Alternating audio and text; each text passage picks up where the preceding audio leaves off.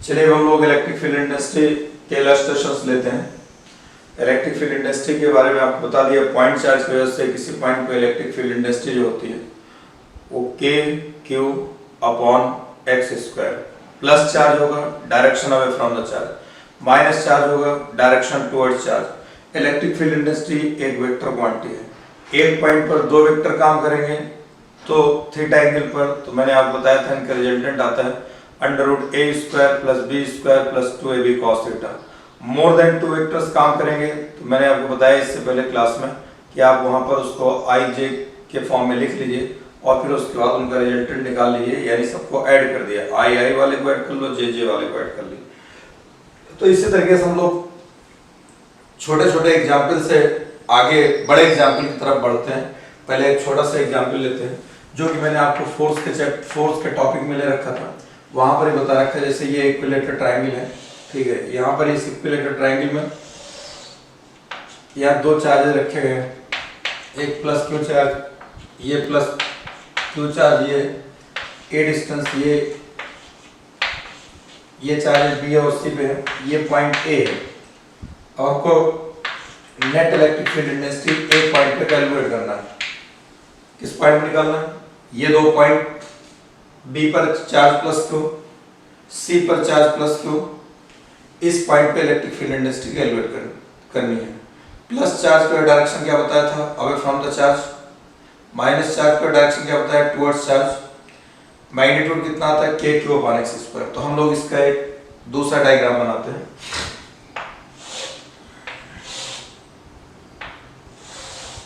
ये यहाँ पर ये प्लस क्यू चार्ज, यहाँ पर ये प्लस क्यू चार्ज, ये ए डिस्टेंस, ये बी और ये सी, ये प्लस चार्ज है। ए डिस्टेंस पर हमको कैलकुलेट करना है इस प्लस चार्ज की वजह से यहाँ पर इलेक्ट्रिक फील्ड इंडस्ट्री। तो प्लस चार्ज डायरेक्शन क्या हो जाएगा? Away from the charge. ये ऐसे है इस पॉइंट पर, ये E1 है। E1 इक्वल टू कितना हो जाएगा? E1 इक्वल टू हो जाएगा के क्यू अपॉन ए स्क्वायर। इसी तरीके से ये प्लस क्यू चार्ज है, इसके वजह से अगर इस पॉइंट में निकालेंगे तो इसका ये भी प्लस क्यू चार्ज, इसका direction away from the charge. ये E2 ये इतना है, ठीक है, E2 भी इतना ही आएगा, ये भी प्लस क्यू डिस्टेंस इतना E2 आएगा। अब देखिए इक्विलेटरल ट्रायंगल है, 60 डिग्री ये होगा, 60 डिग्री ये होगा, 60 डिग्री ये होगा। तो मैंने आपको बताया था एंगल जो ज्यादा जरूरत पड़ती है इन जनरल फिजिक्स में, स्पेशली नीट के लिए, तो वो alternate angle, vertical opposite angle, corresponding angle. ये एंगल वर्टिकल अपोजिट 60 इधर है, ये इतना 60 ये भी हो जाएगा, ये इतना 60 आ जाएगा। अब एक पॉइंट पर दो वेक्टर काम कर रहे हैं, E1 इधर, E2 इस तरफ, तो इनका resultant under root E1 square plus E2 square plus twice E1 into cos theta. तो यहाँ पे इसको हम E मान लेते हैं, तो E रिजल्टेंट अगर कैलकुलेट करेंगे ये रिजल्टेंट, तो ये आ जाएगा अंडर रूट, यहाँ पर हो जाएगा E1 square plus E2 square plus twice E1 E2 और इनके बीच का एंगल कितना है? cos 60, correct. अब यहाँ 60 एंगल, अब यहाँ ये सब इक्वल है E square plus E square plus twice E square, यहाँ E रखेंगे E स्क्वायर या cos 60 कितना होता है? 1/2, ये कैंसिल हो जाएगा, 3 स्क्वायर आ जाएगा। तो इसको हम लिख देंगे ये अंडर रूट 3E, ये 3E स्क्वायर आ गया, यहाँ कितना हो जाएगा? E रूट 3, ये आ गया E आ रही है इतना, E रूट 3 आ गया। E की वैल्यू कितना है? के क्यू अपॉन ए स्क्वायर इंटू रूट 3, ये आ गया रिजल्टेंट निकल के आ गया। रिजल्टेंट की वैल्यू जो आ गई इस पॉइंट पर नेट इलेक्ट्रिक फील्ड इंडस्ट्री कितनी होगी? के क्यू अपॉन ए स्क्वायर इंटू रूट 3। देखिए इसको एक तरीके से और कर सकते हैं आप, इस फिगर को, ये तो एक रिजॉल्व करके कर सकते हैं। रिजॉल्व करके कैसे करेंगे? यहाँ पर हम आपको इसकी दूसरी फिगर बनाते हैं, ये इतना बनाएंगे बस, केवल ये ऊपर का, इसकी कोई जरूरत ही नहीं है, यहाँ से बस इतने ऊपर की फिगर बनाते हैं और आपको समझाते हैं, रिजल्ट इतना ही आएगा, रूट 3 के क्यू अपॉन ए स्क्वायर। ठीक, तो देखिए इसमें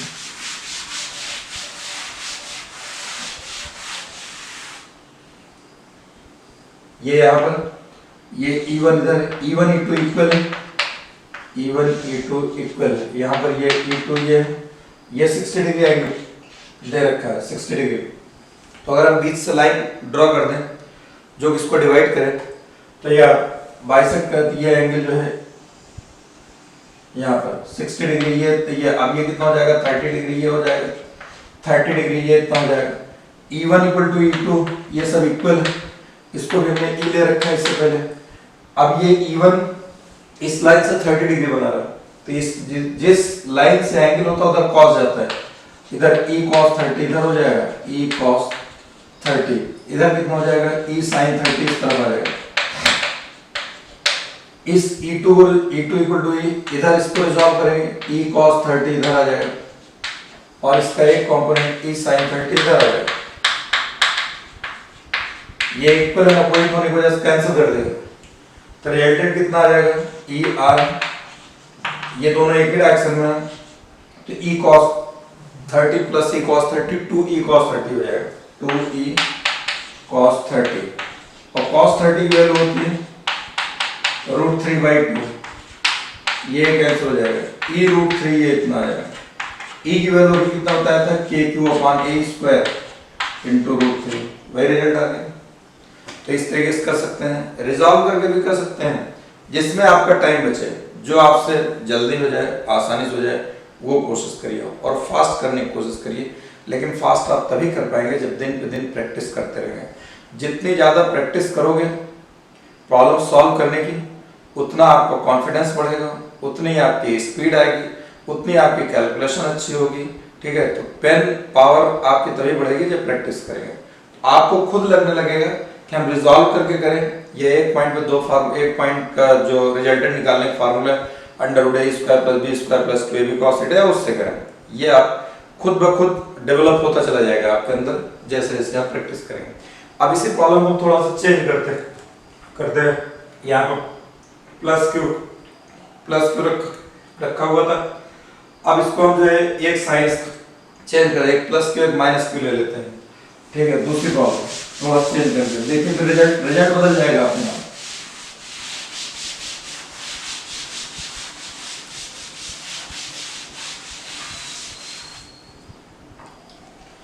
देखिए अब नेक्स्ट प्रॉब्लम, नेक्स्ट इलस्ट्रेशन, ये प्रॉब्लम ले लिया, यहाँ पर वही है इक्विलेटरल ट्रायंगल है, यहाँ पर प्लस क्यू रखा और यहाँ पर माइनस क्यू कर दिया। ये ए है, ये ए है, ये ए है, ये बी, ये सी, ये पॉइंट ए। इस ए पॉइंट पर हमको फिर कैलकुलेट करना है नेट इलेक्ट्रिक फील्ड इंटेंसिटी कितनी होगी। इससे पहले प्लस प्लस चार्ज था, अब एक प्लस हो गया एक माइनस हो गया। अगर दोनों माइनस माइनस ले लेंगे तो वही आएगा जो इससे पहले रिजल्ट आया, बट डायरेक्शन उसमें ऊपर गए थे तो नीचे आ जाएंगे और कोई चेंज नहीं होगा अगर माइनस माइनस होगा तो। अब एक प्लस है एक माइनस है तो हम इसके डायरेक्शन में देखते हैं और मैग्नीट्यूड कितना है ए पॉइंट पे नेट इलेक्ट्रिक फील्ड इंटेंसिटी। फिर से जैसे डायग्राम बनाया था ऐसे बनाते हैं। ये डायग्राम समझने वाला जिसमें रिजॉल्व वगैरह करेंगे, इसको इधर ले लेते हैं। ठीक, ये प्लस क्यू है, ये माइनस क्यू है, ये ए, इस पॉइंट पर ए इतना है, ये प्लस क्यू ये है, यहाँ पर माइनस क्यू ये, प्लस क्यू वजह से इस पॉइंट पे इलेक्ट्रिक फील्ड इंटेंसिटी निकालेंगे तो direction plus charge plus away from the charge, ये E1 आ जाएगा। E1 यहाँ पर E1 इक्वल टू कितना आ जाएगा, जितना भी इससे पहले लिखा था KQ/A², राइट। अब इसके बाद माइनस क्यू वजह से निकालेंगे, इस पॉइंट पे तो माइनस चार्ज है, डायरेक्शन टुवर्ड्स चार्ज आएगा, ये ऐसे, ये E2 आ जाएगा। ये भी ए डिस्टेंस है, इसका भी मैग्नीट्यूड इतना ही आएगा, E2 ये इतना आ गया, ये इतना E2 आ गया। अब उसके बाद देखिए ये एंगल 60, ये एंगल 60, ये एंगल 60 और ये टोटल एंगल कितना है, यहाँ से यहाँ तक 180 होगा टोटल, ये इतना यहाँ से यहाँ तक पूरा ये 180, ये पूरा 180, तो ये इतना 60 है, ये कितना आ जाएगा 120। अब एक पॉइंट पर दो वेक्टर काम कर रहे हैं E1 और E2, उनके बीच का एंगल 120 दे रखा है।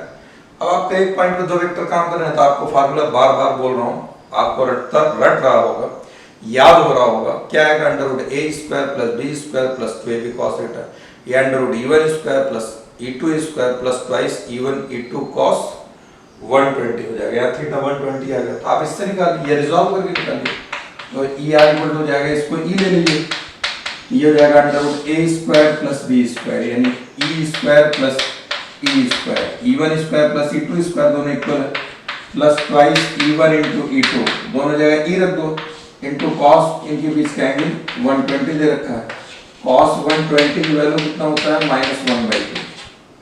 ठीक है, अब ये कितना आ जाएगा यहाँ पर ई स्क्वायर प्लस ई स्क्वायर, और ये हो जाएगा प्लस 2e स्क्वायर -1/2, ये 2 कैंसिल, ये माइनस ई स्क्वायर ये कैंसिल, सिर्फ ई आ जाएगा, ई आर इक्वल टू ई, यानी के क्यू अपॉन ए स्क्वायर, ये फाइनल रिजल्ट आ जाएगा। देखिए साइन चेंज किया, रिजल्ट चेंज हो गया, इससे पहले प्लस प्लस था तो रिजल्ट कुछ और आया था, √3 से मल्टीप्लाई था, अब यहाँ प्लस और माइनस चेंज कर दिए तो √3 गायब हो गया, इतना आया। ठीक, एक तो तरीका आपको मैंने बताया, एक पॉइंट पर ये इतना। अब आप कहेंगे कि आपने इससे पहले वाले में रिजॉल्व करके बताया था, तो इसको भी बताइए, इसको भी रिजॉल्व करके आपको बताते हैं, लेकिन सिर्फ इसी पॉइंट पर इतनी फिगर बनाते हैं, ये इतना। तो आप देखिए आगे ये फिगर बनाते हैं रिजॉल्व करके, उसका भी रिजल्ट इतना ही आना चाहिए। अब यहाँ देखिए इतने फिगर बनाएंगे, ये E1 ऐसे है इतना E1, और यहाँ पर ये वाली लाइन, ये E2 जो है, ये E2 वाली लाइन, ये E2, इनके बीच का एंगल कितना दे रखा है 120 डिग्री, इतना दिया हुआ है। अगर ये लाइन ड्रॉ कर देंगे इसे बीच से, तो ये बीच का एंगल कितना हो जाएगा, ये 60 डिग्री ये हो जाएगा, और 60 डिग्री ये इतना हो जाएगा।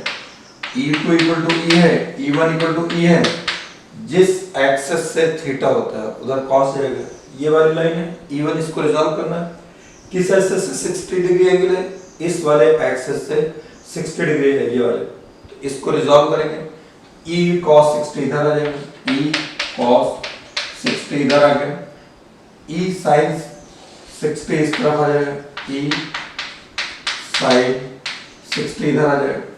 E2 को E2 को रिजॉल्व करेंगे, ये इस एक्सेस से, इस वाली लाइन से, इस एक्सेस से इधर इसका 60 डिग्री बन रहा है, इसको रिजॉल्व करेंगे, E cos 60 इधर आएगा, और इधर E sin 60 इधर आएगा, ये इक्वल और अपोजिट कैंसिल हो जाएगा, रिजल्टेंट कितना आएगा ER, ये E cos 60 plus E cos 60, ये कितना हो जाएगा ट्वाइस E cos 60 आ जाएगा, और cos 60 कितना होता है 1/2, cos 60 1/2, ये 1/2 और ये 2, ये कैंसिल हो जाएगा, ये E आ जाएगा, E की वैल्यू कितना है ऊपर लिखा था KQ upon A square.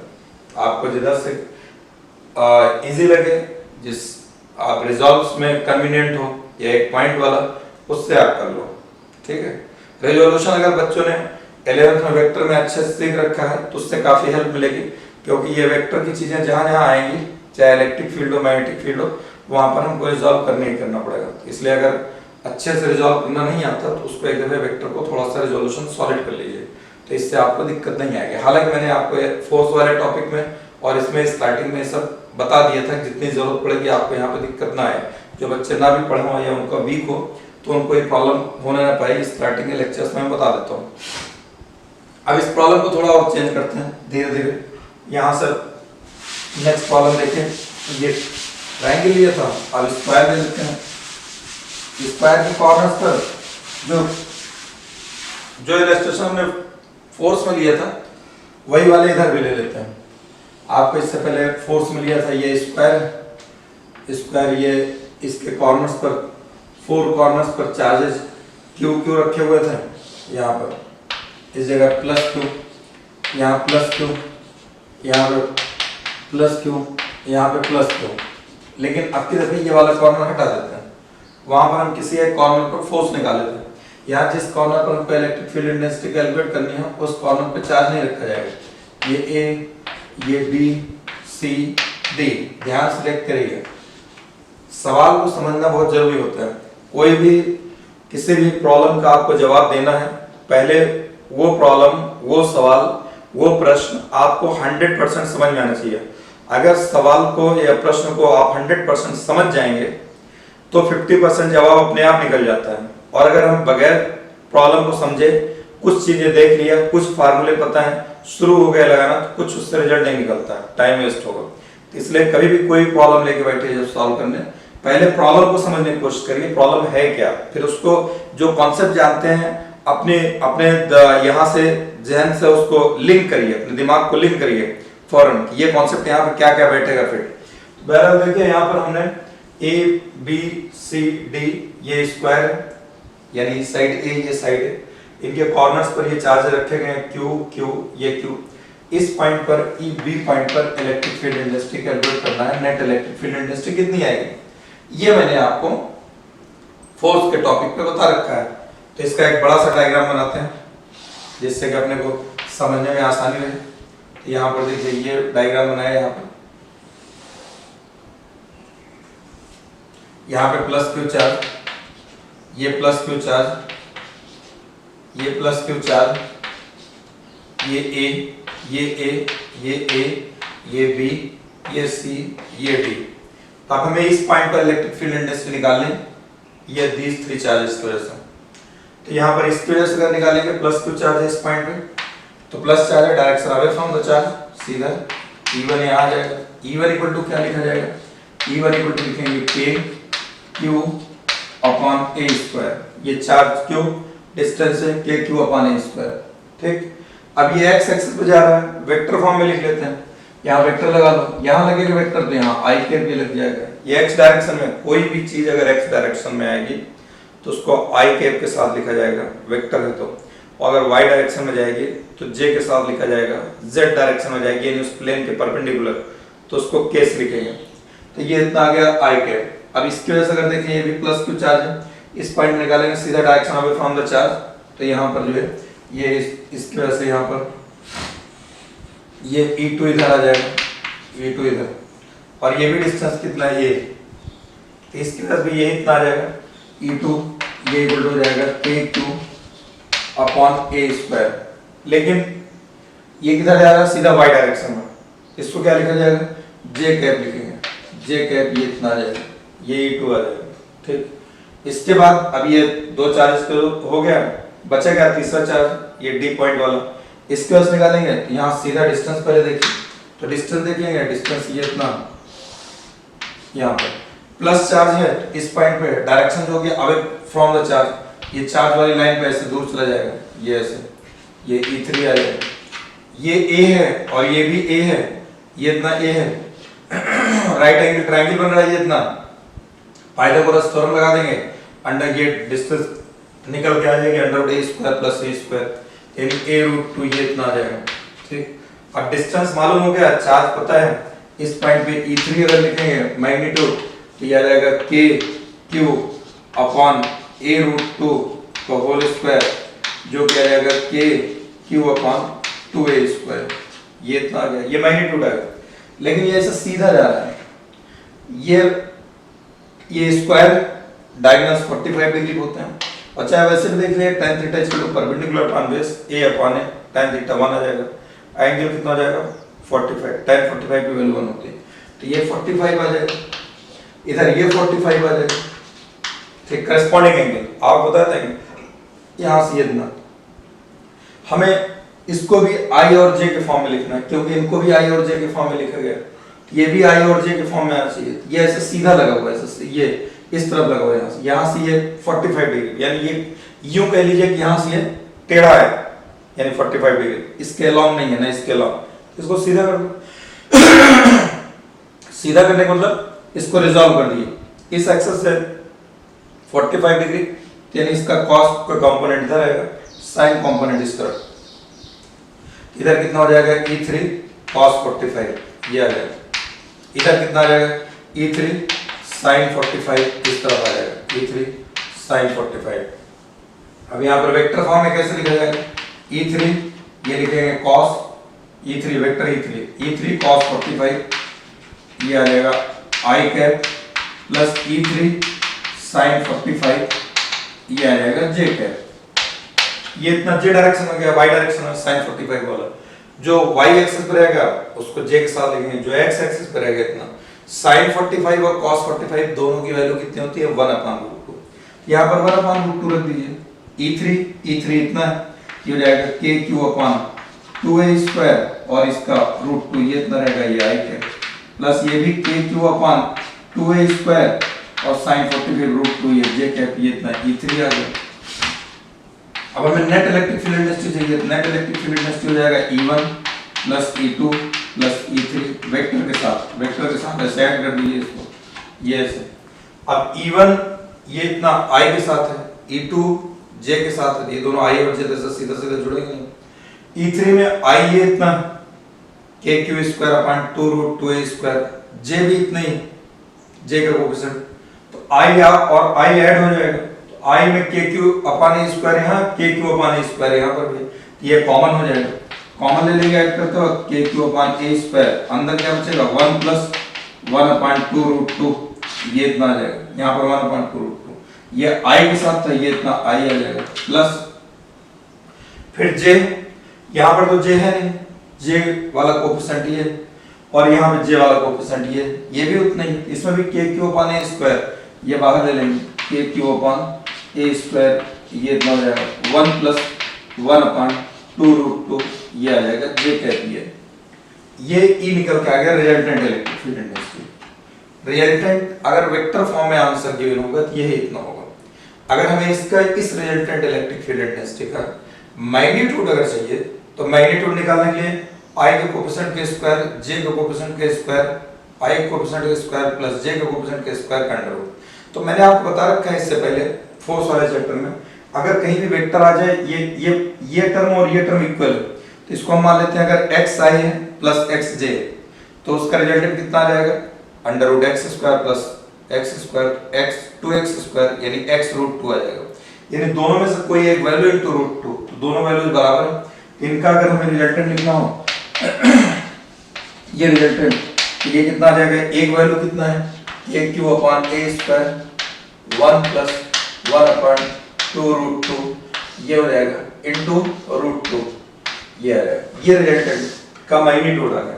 Vector form में आंसर चाहिए I और J के फॉर्म में ये रहेगा, मैग्नीट्यूड के फॉर्म में चाहिए ये हो जाएगा मैग्नीट्यूड। अब वेक्टर है तो डायरेक्शन होगी, डायरेक्शन पूरे फिजिक्स में जहां कहीं पूछा जाता है in general north south east west न दिया हो तो हम एंगल निकाल के देते हैं, और ज्यादातर 90% केसेस में tan थीटा आता है, और कोई जरूरी नहीं है tan थीटा है, कहीं कहीं sin थीटा में भी आंसर रहता है, कहीं cos थीटा में आंसर रहता है, theta equal to cos inverse इतना sin इनवर्स इतना, ज्यादातर ना ये इतने केसेस में ही रहेगा। 1-2% में कहीं sec इनवर्स से cos इनवर्स आएगा, तो लेकिन आने को कहीं कुछ भी आ सकता है, कोई जरूरी नहीं है हार्ड एंड फास्ट, ऐसा देखने को मिलता है, आंसर इसी फॉर्म में रहता है। अब अगर हम tan थीटा निकाले डायरेक्शन कितना होगा, इसको tan थीटा में देखो, थीटा में यूज कर चुके हैं, इसको tan अल्फा ले लिए, तो tan alpha J coefficient upon I coefficient, ये दोनों इक्वल है, तो ये आ जाएगा कैंसिल हो, मान लेते हैं ये x है ये x है, तो ये 1 आ गया। तो आपका tan कितनी साइन की वैल्यू 1 होती है, वो 45 डिग्री, तो रिजल्टेंट का जो डायरेक्शन आएगा वो 45 डिग्री। मेरा कहने का मतलब ये कि E1 E2 E3 को सबको ऐड करेंगे तो इसी लाइन पे आएगा। वैसे भी अब कुछ टीचर ऐसे बता देते हैं बेटा इसको जोड़ दो under root E1 square plus E2 square, वो इस लाइन पे आ जाएगा। इस लाइन पे तभी आएगा जब E1 और E2 दोनों का मैग्नीट्यूड बराबर होगा तो tan थीटा 45 आ जाएगा, 45 आ जाएगा तो इसी लाइन पे आ जाएगा। अब एक लाइन पे जितनी भी चीजें होंगी सब सीधा सीधा जुड़ जाते हैं। कुछ लोग इस तरीके से बताते हैं, करेक्ट वो भी है, लेकिन ये जनरल मेथड है जो मैंने आपको, तो जनरल मेथड आपको ये बता रहा हूँ। यहाँ पर इसको चाहे 30 हो 45 हो 60 हो कितने भी एंगल दे रहेंगे सबको रिजॉल्व कर लो, ऐसे रिजॉल्व करके I J के फॉर्म में लिख के I वाले को ऐड कर दो, J वाले को ऐड कर दो, बाद में आप रिजल्टेंट निकाल लीजिए। एक प्रॉब्लम ये मैंने आपके लिए, ये प्रॉब्लम आपको पहले फोर्स में भी ले चुके हैं, वहां भी बता चुके हैं, अब ये यहाँ पर हो गया। इसी को थोड़ा सा और अपग्रेड करते हैं इसमें, ठीक है। अब जो है नेक्स्ट प्रॉब्लम, इसको थोड़ा चेंज करते हैं,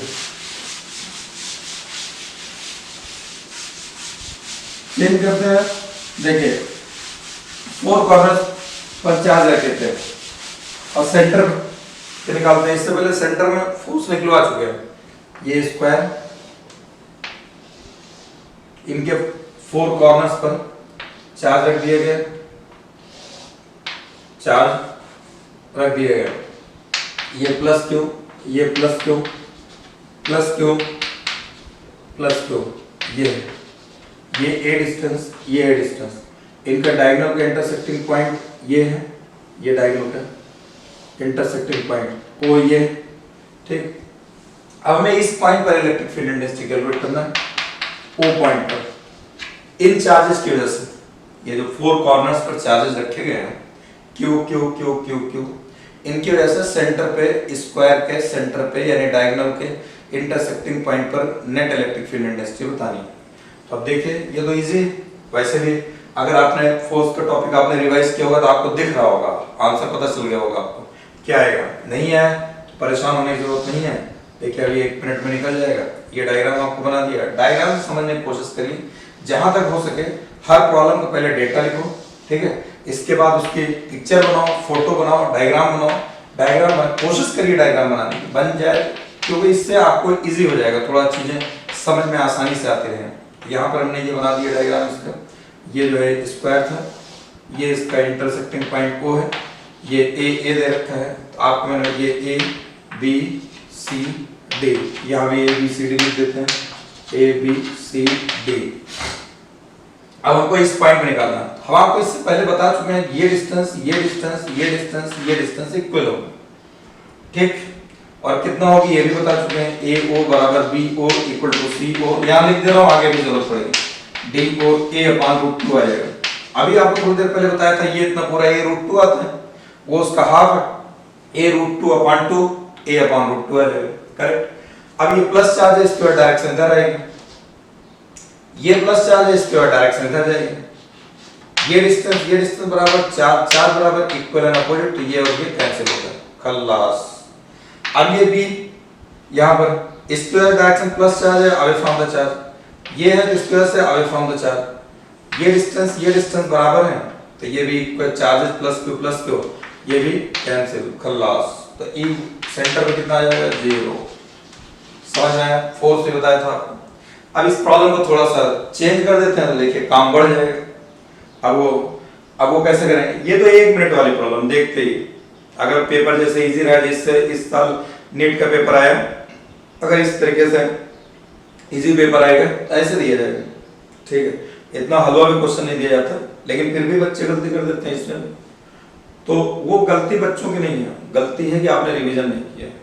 बच्चे गलती ये किए हैं, वो रिवाइज नहीं किया या पढ़ाई नहीं की ठीक से। लेकिन जो नीट देने जा रहा है वो इतना पढ़ करके जाता है, जो जेई देने जा रहा है सब इतना पढ़ करके जाता हूँ, तो आइडिया रहता है।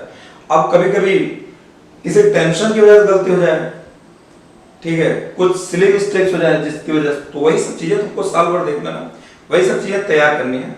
अगले एग्जाम के लिए हम पहले से ही रेडी रहे कि ये गलतियां न होने पाए। वो कैसे इंप्रूव होगी कि गलतियां न होने पाए, यानी वो एक्यूरेसी आ जाए, एरर रिड्यूस हो जाए। हम ये नहीं कह सकते आप 100%, लेकिन रिड्यूस करना, एरर बस 1%, 2%, 3% इतने रहने पाए, वरना 100% खत्म कर देना। तो उसके लिए टेस्ट से आएगा, टेस्ट आपको होने वाला है जल्दी, फोर्स और चार्ज पर। डेट आपको अगली क्लास में अनाउंस करूंगा।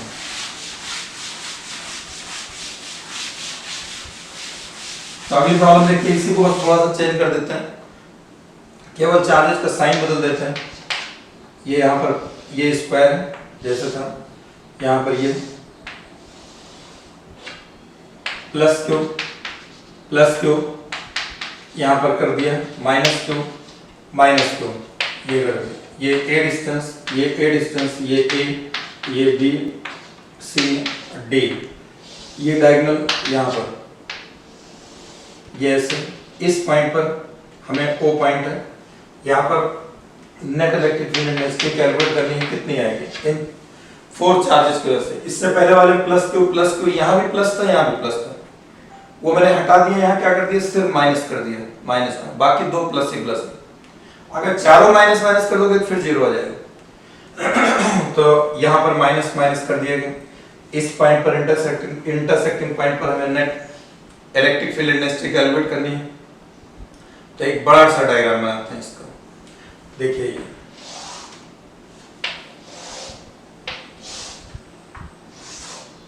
ये यहाँ पर प्लस क्यू चार्ज इस पॉइंट पर, माइनस क्यू यहाँ पर है, माइनस क्यू यहाँ पर है, ठीक, इनका इंटरसेक्टिंग पॉइंट बना दिए, ये यहाँ से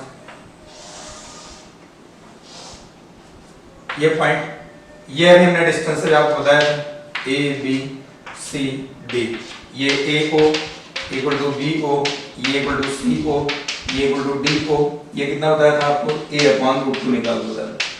देखिए आप इसकी वजह से ये प्लस चार्ज है, इस पॉइंट पे इलेक्ट्रिक फील्ड इंडस्ट्री निकालोगे, डिस्टेंस मालूम है यहाँ से यहाँ तक a/√2, ये प्लस चार्ज डायरेक्शन क्या आएगा अवे फ्रॉम द चार्ज, इधर ये चार्ज ये इससे दूर, तो ये आ जाएगा E1 ये इतना आ जाएगा। अब E1 की वैल्यू कितनी होगी यहाँ लिखो, E1 इक्वल टू आ जाएगा KQ अपॉन ये इतना डिस्टेंस, ये डिस्टेंस कितना है a/√2 इसका होल स्क्वायर, ये कितना हो जाएगा 2KQ अपॉन ये √2 का स्क्वायर करेंगे ऊपर चला जाएगा तो 2 आ जाएगा 2KQ अपॉन a स्क्वायर, इसकी वजह से निकाल दिया। ये प्लस चार्ज है, इसकी वजह से अगर इस पॉइंट निकालेंगे तो ये भी प्लस चार्ज है अवे फ्रॉम द चार्ज, तो E2 हमारा इधर आ जाएगा, ये E2 इस तरफ आ गया, ये भी मैग्नीट्यूड उतना ही होगा, डिस्टेंस बराबर है, E2 भी इतने निकल के आ जाएगा।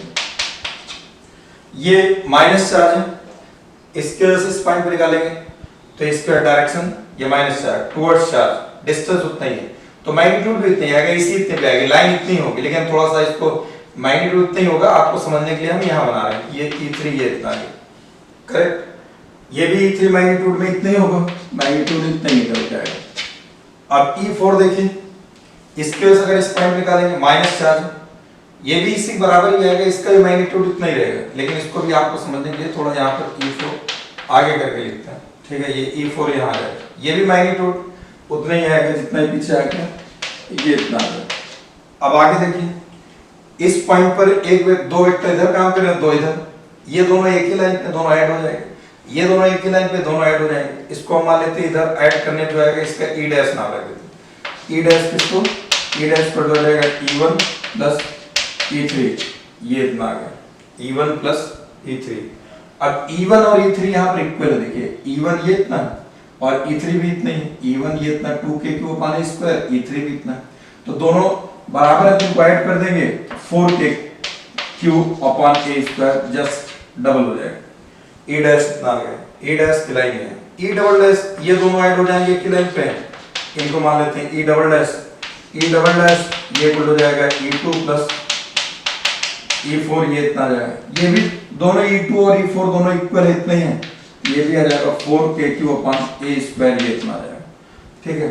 अब E डैश इधर, E डबल डैश इधर, ये डायगोनल का इंटरसेक्टिंग पॉइंट है, 90 डिग्री ये है, 90 ये 90 ये 90 ये, तो ये अब एक पॉइंट पे दो वेक्टर है, E डैश इधर E डबल डैश इधर, एक पॉइंट पे दो वेक्टर, इनके बीच का एंगल 90, तो अंडर रूट E डैश का square plus E double dash का square plus 2E dash into E double dash into cos 90, और cos 90 जीरो होता है, इसलिए रिजल्टेंट जो आ जाएगा वो टर्म जीरो हो जाएगा, रिजल्टेंट कितना आ जाएगा अंडर रूट E डैश का square plus E double dash का स्क्वायर, ये इतना आ जाएगा, ठीक। अब यहाँ पर E डैश भी इतना है और E डबल डैश भी इतना, दोनों बराबर है, यानी x square plus x square 2x square x√2, यानी हम इसको लिख सकते हैं, ये आ जाएगा 4KQ upon a square into √2, ये हमारा नेट आंसर हो जाएगा, रिजल्टेंट का मैग्नीट्यूड आएगा। अच्छा देखिए, E डैश इधर है, E डबल डैश इधर है, तो इनके दोनों इक्वल है, तो दोनों इक्वल हैं, तो यानी बीचों बीच पे, और दोनों बीच का एंगल 90 डिग्री, यानी 45 पे इसका रिजल्टेंट आएगा, इसका 45 सीधा ये ऐसे आ जाएगा रिजल्टेंट, ये वाली लाइन, ये E R इधर आ जाएगा। अब इतना निकलवाना मुश्किल है, ये जेई में तो आ सकता है, इतना टाइम जो लगता है वो नीट वालों को इतना नहीं दिया जाता है, 1 मिनट के अंदर करना रहता है, तो आपको थोड़ा सा वक्त लग सकता है, इसलिए इसमें क्या पूछेगा, ऐसे चार्जर रख देगा, बोलेगा इनकी रिजल्टेंट की डायरेक्शन किधर आएगी, अब रिजल्टेंट डायरेक्शन रखने के लिए ऐसे एक ऑप्शन इधर बना दिए, एक इधर के लिए बना दिए, एक इधर के लिए बना दिए, एक इधर के लिए बना दिए, ये A कर दिया, ये B, ये C, ये D, ठीक है। तो देखिए कौन सा ऑप्शन करेक्ट होगा, ये नीचे वाला, नीचे जा रहा है ना, ये ऐसे 4 ऑप्शन दिए रहे, ये वाला करेक्ट हो जाएगा। डायरेक्शन कोई कैलकुलेशन नहीं करना, आराम से आपको उसमें एग्जाम में आपको जज करना है ना कि आपको आता है कि नहीं आता, इसलिए एग्जाम लिया जा रहा है कि आप कितना, उनको ये पता है कि आपको ये आता है, आपने डायरेक्शन करेक्ट लगाया, जिनको नहीं तैयार होगा वो कुछ भी लगा करके आ जाएंगे, तो इसलिए ये डायरेक्शन आ गया, या यहाँ O से E कर देगा, O से F कर देगा, O से, अगर ये एरो नहीं लगाएगा तो ऐसे दे देगा, तो इस तरीके से आंसर इसमें पूछे जाते हैं। एक तो आपको ये बता दिए, ये 2 चीज। इसके बाद थोड़ा सा हम लोग आपको फोर्स पे हम वेरिएबल बताया था, चार्ज वेरी कर रहा था, तो नेट फोर्स कैसे कैलकुलेट करना था वो निकालना सिखाया था। अब नेक्स्ट प्रॉब्लम हम लेते हैं, जो आपको फोर्स में बताया था प्रॉब्लम, एक चार्ज रॉड के ऊपर, एक रॉड के ऊपर चार्ज रख दिया गया और एक पॉइंट चार्ज रख दिया गया, पॉइंट चार्ज और चार्ज रॉड के बीच में इंटरेक्शन फोर्स कैलकुलेट कराया था। ऐसे यहाँ पर रॉड है, रॉड के ऊपर चार्ज रख दिया गया, तो एक पॉइंट पर हमको इलेक्ट्रिक फील्ड इंटेंसिटी निकालना है। तो देखिए आपने अगर पिछला लेक्चर ध्यान होगा आपको, तो आपको ये याद आ जाएगा, प्रॉब्लम वही है। तो यहाँ पर ये हमने ले लिया इस जगह पर, और यहाँ पर ये चीज, ये चार्ज रॉड है, ठीक। यार इससे पहले वाली प्रॉब्लम में मैंने लैम्डा दे रखा था और यहाँ पर चार्ज क्यू रख रखा था, इसके लेंथ बी था, यहाँ पर ये इतना डिस्टेंस ए था, और यहाँ हमने लैम्डा दिया था इस पूरे इसकी लीनियर चार्ज। अभी हम ले लेते हैं क्यू, ले लेते हैं, बदल बदल करते हैं ताकि आप दोनों जगह से देखें कैसे निकालें। यहाँ क्यू ले लिया, हालांकि वहां मैंने बताया भी था कि क्यू अगर आपको दिया होगा तो कैसे करेंगे, लैम्डा को कैसे एलिमिनेट करेंगे। तो यहाँ पर हम मान लेते हैं इस पूरे रॉड पे चार्ज कितना दे रखा है, क्यू दे रखा है। इस पॉइंट पर हमको क्या निकालना है, नेट इलेक्ट्रिक फील्ड इंटेंसिटी बतानी है। इसकी लेंथ कितना है, बी है, इसका ये वाला एंड इसके ओरिजिन से ए डिस्टेंस पर है। तो अब हमको कैलकुलेट करना है ई को बताना है, net electric field intensity at point O पर कितनी आएगी। तो देखते हैं हम लोग फिर इसको। अब इसका एक दूसरा डायग्राम बनाते हैं और थोड़ा बड़ा डायग्राम लेते हैं। यहाँ पर जैसे ये है, यहाँ पर ये ले लिए, यहाँ पर ये इस तरीके से रॉड ये है, यहाँ पे प्लस चार्ज प्लस ये बी डिस्टेंस ये इतना है, यहाँ पर ये ए ये इतना आ जाएगा, और ये ओ पॉइंट।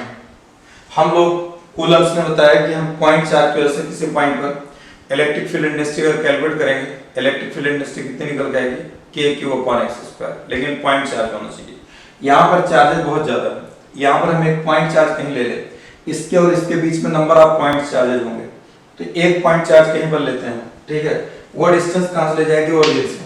अब हमारा रेफरेंस पॉइंट ये है, तो यहाँ से हमने एक पॉइंट ले लिया, ये इतना मान लीजिए है बहुत छोटा हमको, और आपको इतना बड़ा दिख रहा है, तो इसको x डिस्टेंस ये इतना ले लिया यहाँ पर, और ये इतना, इसके अगर ये x डिस्टेंस लोगे, इसके आगे इसकी थिकनेस जो ले जाएगी वो dx, y लोगे तो आगे dy, r लोगे तो आगे dr, z लोगे तो आगे dz, ये x है, इसको हम आगे कितना ले सकते हैं, ये इसकी थिकनेस, ये कितनी लेनी पड़ेगी dx। यहाँ पे कितना चार्ज आएगा, बहुत थोड़ा चार्ज आएगा, बहुत स्मॉल क्वांटिटी का, क्यों टोटल क्यू दे रखा है, कैपिटल क्यू का कोई ना कोई पार्ट यहाँ पे आएगा, dq ये इतना आ जाएगा, dq ये इतना आ गया यहाँ पर।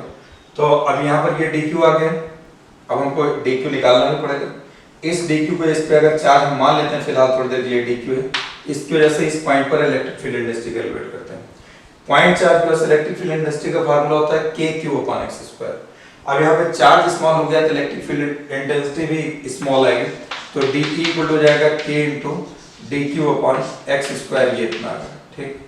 ये अब हमको चाहिए dq चाहिए, dq कैसे निकालेंगे, ये देखिए पूरे b लेंथ पे चार्ज कैपिटल क्यू दे रखा है, पूरे b लेंथ पे चार्ज कितना क्यू है, कैपिटल क्यू।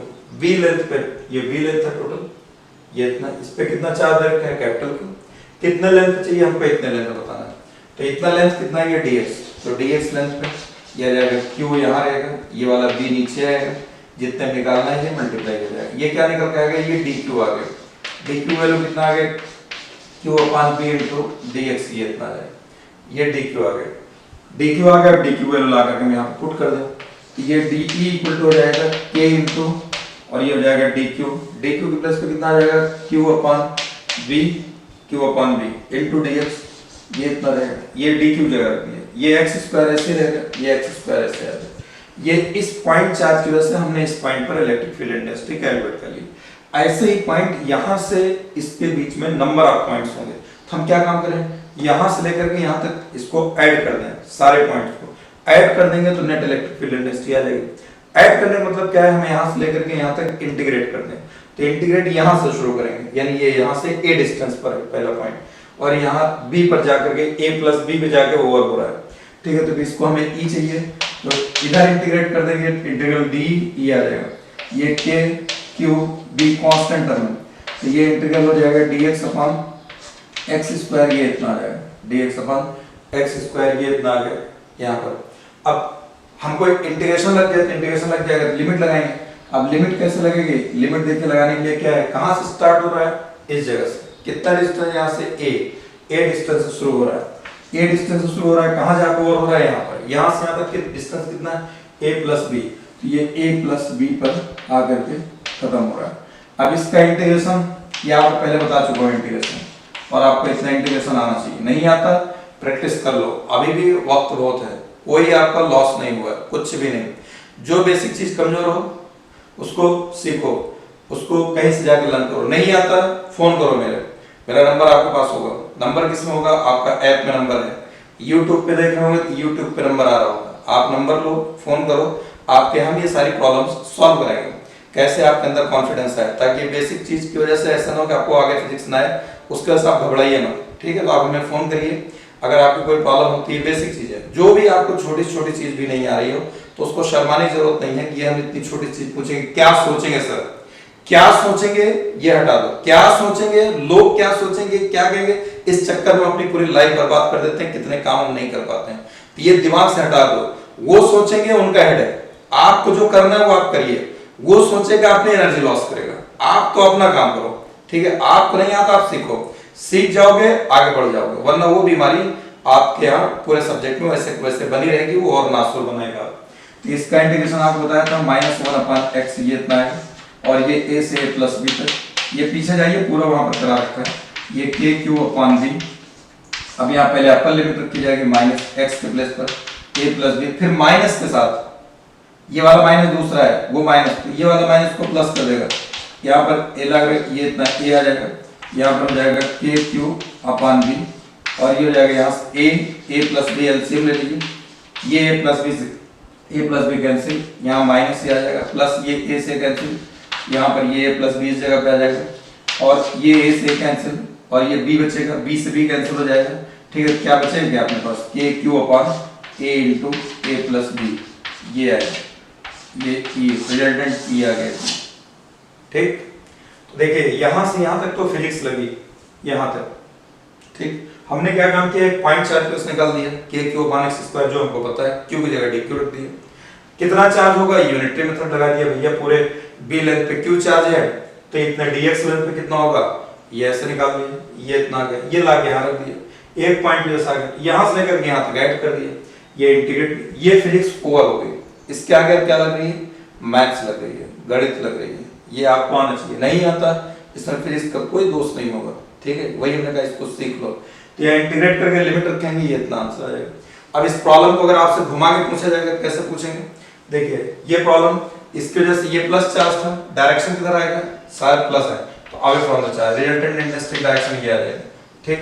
अब इस प्रॉब्लम को अगर थोड़ा सा चेंज किया जाए तो थोड़ा चेंज कैसे करेंगे, ये रिजल्ट आपको पता होगा, ये मतलब याद नहीं करना है आपको, तो ये तो निकालना आना चाहिए। देखिए अभी प्रॉब्लम को ऐसे घुमा दिया जाएगा, मान लीजिए दूसरी प्रॉब्लम है, यहाँ पर ये रॉड हमने ले लिया ऐसे, ये बी लेंथ का है, ए डिस्टेंस ये दे रखा है, ए डिस्टेंस, बी लेंथ ये इतना दे रखा है, चार्ज इस पे प्लस प्लस दे रखा है, या लैम्डा दे रखा है, लीनियर चार्ज डिस्टेंस। दूसरी रॉड यहाँ रख दिएगा, ये उतना ही लेंथ है जितना ये इससे पहले वाला, ये प्लस प्लस ये इतना, ये डिस्टेंस ये भी बी है, ये भी ए डिस्टेंस ये इतना, इस पे भी कैपिटल क्यू चार्ज है, इस पे भी कैपिटल क्यू चार्ज ये इतना, ठीक। अब इसकी वजह से इलेक्ट्रिक फील्ड इंडस्ट्री अभी मैंने आपको निकाल के दिया है, k/a into a plus b। तो मैंने रिजल्ट पता है आपको, इसका डायरेक्शन इधर चली जाएगी, इसकी वजह से जितना रिजल्ट इसकी वजह से आ रहा है यहाँ पर इस डायरेक्शन में, उतने रिजल्ट इसकी वजह से इस पॉइंट पे आ जाएगा, इधर आ जाएगा। तो ये जब आप मान लीजिए ये e इधर निकल के आएगा, e इधर निकल के आएगा, चाहे इसको आप e2 बोल दीजिए और इसको आप e1 बोल दीजिए, लेकिन दोनों क्या आएगा, इक्वल आएगा। दोनों एक वेक्टर इधर काम कर रहा है, e इधर, दोनों के बीच का एंगल कितना है, 90 डिग्री, दोनों क्या है, इक्वल है। एंगल 90 डिग्री होगा, दोनों इक्वल होंगे, तो रिजल्टेंट कितना आ जाएगा, e√2 x√2 √e1² plus √e2², दोनों इक्वल है। करके देख लीजिए एक दफे खुद से, ताकि आपकी पेन फास्ट चले। यहाँ पे रिजल्टेंट कितना आ जाएगा, ये आ जाएगा e√2। अब ये रिजल्टेंट इधर जाएगा, इन दोनों वजह से रिजल्टेंट की डायरेक्शन ये ऐसे आएगी यहाँ 45 डिग्री, ठीक। ये रिजल्टेंट e r इधर आ जाएगा, लेकिन इसकी वजह से इलेक्ट्रिक फील्ड इधर, इसकी वजह से इधर। अब ऐसा अगर दिया हो फिगर, आप खट से निकाल दे, हो सकता है ऐसे भी बना रहे, ये बना रहे, आज पूछेगा रिजल्टेंट डायरेक्शन बताइए। तो ये आइडिया आपको इतना लंबा मैग्नीट्यूड ना कैलकुलेट कराए, ये इतना कैलकुलेट कराए, तो e√2। अब यहाँ पर ये आपको मालूम था e की value k/a into a plus b into √2, ये इस टाइप से आ जाएगा, ठीक है। अब इसके बाद अगली क्लास में आपको जो है कुछ और इससे इलेक्ट्रिक फील्ड जैसे फोर्स से बताया था इक्विलिब्रियम पे, ऐसे यहाँ पे पूछेगा नल पॉइंट, यहाँ इक्विलिब्रियम नहीं आएगा, यहाँ आएगा नल पॉइंट, जहाँ दो चार्जेस की वजह से इलेक्ट्रिक फील्ड इंटेंसिटी कैंसिल हो जाए, ठीक है, वहां पर नल पॉइंट आ जाएगा, या इलेक्ट्रिक फील्ड इंटेंसिटी जीरो हो जाएगी। कहां पर मिलेगा वो पॉइंट सर्च करो जहां net electric field intensity zero, ये आपको नेक्स्ट क्लास में बताएंगे, ठीक है, ओके।